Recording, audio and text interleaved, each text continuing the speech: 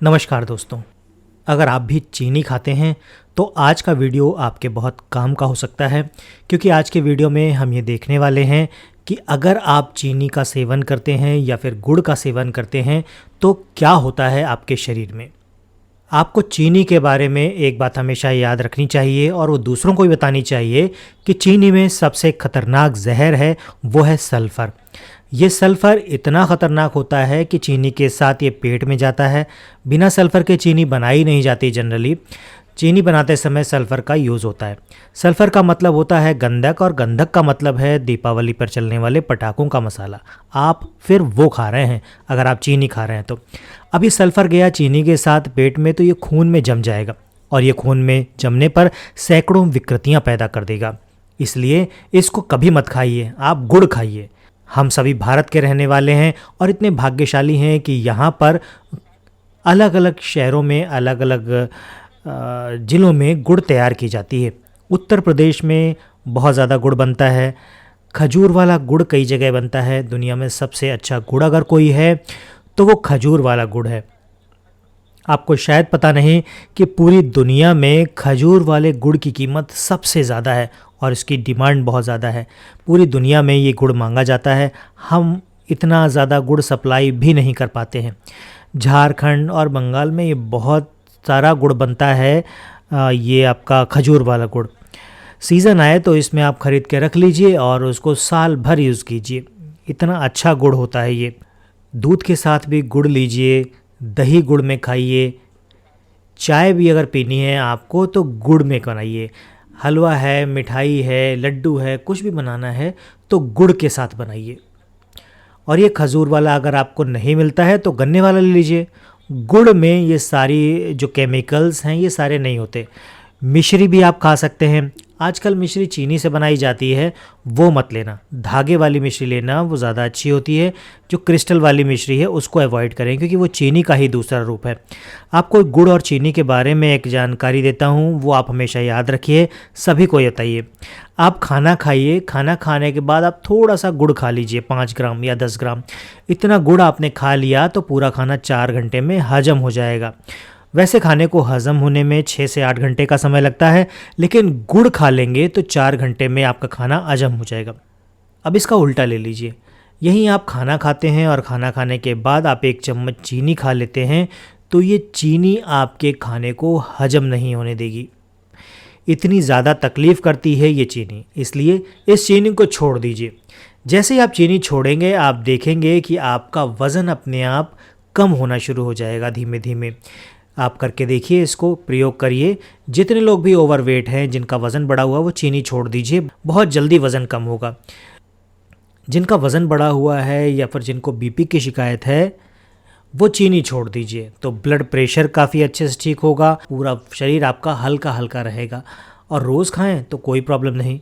इसमें एक और सबसे ख़ास बात होती है कि अगर आपका शुद्ध गुड़ है जो जिसमें किसी तरह का केमिकल या मसाला यूज़ नहीं किया गया है तो उस तरह का गुड़ शुगर के पेशेंट यानी कि डायबिटीज़ के मरीज़ भी ले सकते हैं। मधुमेह के रोगी भी गुड़ को खा सकते हैं।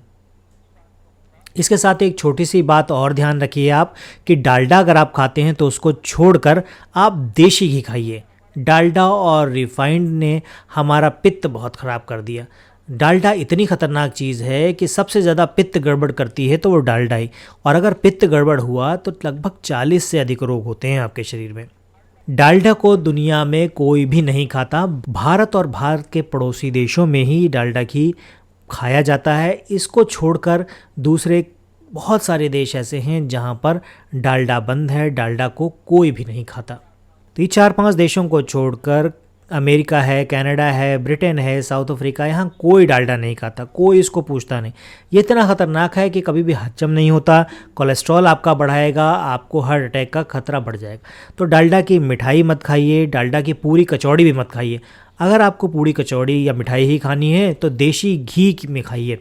और अगर देशी घी आप नहीं खा सकते, महंगा लगता है, तो रूखी रोटी खाइए, वो डालडा से लाख गुना अच्छी है। ये बात ध्यान रखिए।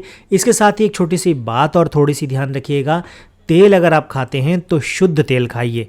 ये रिफाइंड तेल जो आप खा रहे हैं ये बहुत ख़तरनाक है। इसका मतलब समझ लीजिए, तेल से अगर आपने चिकनाई निकाल ली तो वो रिफाइंड हो गया। 2 बार चिकनाई निकाल ली तो ये डबल रिफाइंड कहलाएगा, और 3 बार चिकनाई निकाल ली और ट्रिपल रिफाइंड होता है। और 3 बार अगर आपने इसकी चिकनाई निकाल ली तो फिर वो तेल आपके किसी काम का नहीं, वो सिर्फ पानी है, एक वेस्ट पानी।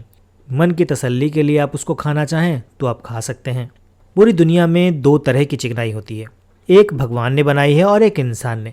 इंसान की बनाई हुई चिकनाई से आपको बचना चाहिए, भगवान ने जो बनाई है उसको खाइए।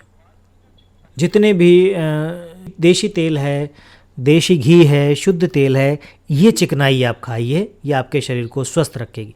शुद्ध तेल की चिकनाई आपके बहुत काम की है, क्योंकि अगर शरीर में चिकनाई नहीं है तो आपका शरीर नहीं चल पाएगा, आपके जोड़ों में प्रॉब्लम्स पैदा हो जाएगी।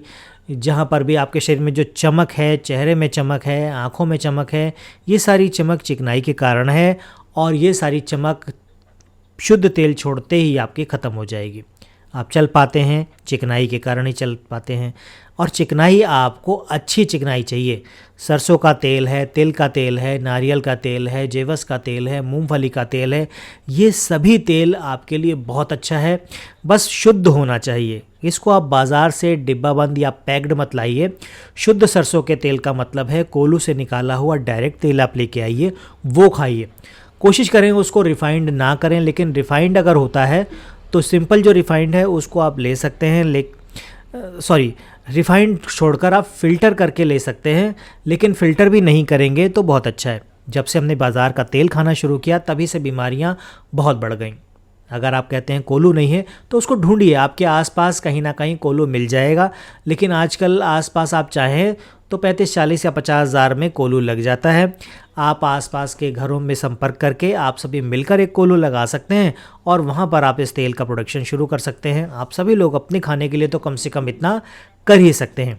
अगर आप कोल्हू का इस्तेमाल करते हैं और तो उससे आप शुद्ध तेल खाएंगे, और शुद्ध तेल अगर आप खा रहे हैं तो स्वस्थ हो जाएंगे, और स्वस्थ हो जाएंगे और दूसरों को भी अगर आप वही तेल खिला रहे हैं तो वो भी स्वस्थ हो जाएंगे, और थोड़ा पुण्य भी आप इसी बहाने आप कमा लेंगे।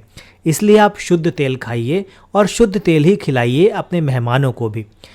हो सकता है आपके यहाँ पर कोई कोल्हू चलता हो, उसको देखिए, उसको ढूंढिए। अगर कोई बंद हो रहा है तो उसमें आप डिमांड कीजिए, वो तेल आप मांगेंगे उनसे तो वो उसको दोबारा से शुरू करेंगे। आप मांगते नहीं हैं, वो थोड़ा सस्ता तेल आपको मिल जाता है, वो आप ले आते हैं, क्योंकि उसमें प्रोडक्शन बहुत ज़्यादा होता है तो इसलिए वो आप खाते हैं, लेकिन वो बहुत हानिकारक है। तो छोटे छोटे काम कीजिए स्वस्थ रहने के लिए। ये सारे काम अगर आप अपने जीवन में करते हैं तो इससे आपका वात, पित्त और कफ तीनों संतुलित रहेंगे, और अगर आप तीनों चीज़ें संतुलित रहती हैं तो बीमारियां आपसे कोसों दूर हो जाएंगी। मैंने आपको बताया था, सबसे पहले हमने बात की थी मिठाई की, तो मीठा अगर आप खाना बंद कर देंगे, यानी चीनी आप खाना बंद कर देंगे, मीठा खाना बंद मत कीजिए, चीनी बंद कर दीजिए। तो अगर आप गुड़ खाएंगे, शक्कर खाएंगे, खांड खाएंगे, या फिर आप धागे वाली मिश्री का प्रयोग करेंगे तो इससे आपके कफ की समस्या का समाधान होगा। चीनी खाएंगे तो कफ बढ़ाएगा, जिससे मोटापा और वज़न बढ़ेगा। उसके साथ ही अगर आप चिकनाई अच्छी खाते हैं तो उससे आपका जो वात है उसकी समस्याएं दूर होती हैं। देशी घी अगर आप खा रहे हैं तो उससे आपका पित्त कंट्रोल में रहेगा। तो ये 3 चीज़ें हैं, अगर आप ये तीनों चीज़ों को अपने जीवन में, अपने खान पान में शामिल कर लेते हैं तो आपका जीवन बहुत अच्छे से चलेगा, बीमारियां बहुत कम आएंगी, आप स्वस्थ होते चले जाएंगे। आपके घर जो मेहमान आएंगे उनको भी अगर आप शुद्ध खिलाएंगे तो वो भी खुश होंगे, और अगर आप इन बातों को दूसरों को बताएंगे और वो अपने जीवन में इसका उपयोग करेंगे तो थोड़ा सा पुण्य आपको मिल जाएगा। मोक्ष प्राप्त करने में पुण्य का बहुत बड़ा हाथ है। आप दूसरों को, खुद स्वस्थ हो जाइए, दूसरों को स्वस्थ कीजिए तो आप भी मोक्ष की प्राप्ति कर सकते हैं। और अगर ये सारी चीज़ें आप अपने बच्चों को संस्कार के रूप में दे देंगे तो आपकी आने वाली पीढ़ी भी स्वस्थ हो जाएगी। आशा करता हूँ आज की जानकारी आपके काम की रही होगी। इस वीडियो से आपको ज़रूर कुछ ना कुछ सीखने को मिला होगा। आज के वीडियो में फ़िलहाल इतना ही। मिलते हैं अगले वीडियो में ऐसी ही किसी नई इन्फॉर्मेशन के साथ। तब तक के लिए अपना और अपनों का ख्याल रखें, खुश रहें, स्वस्थ रहें।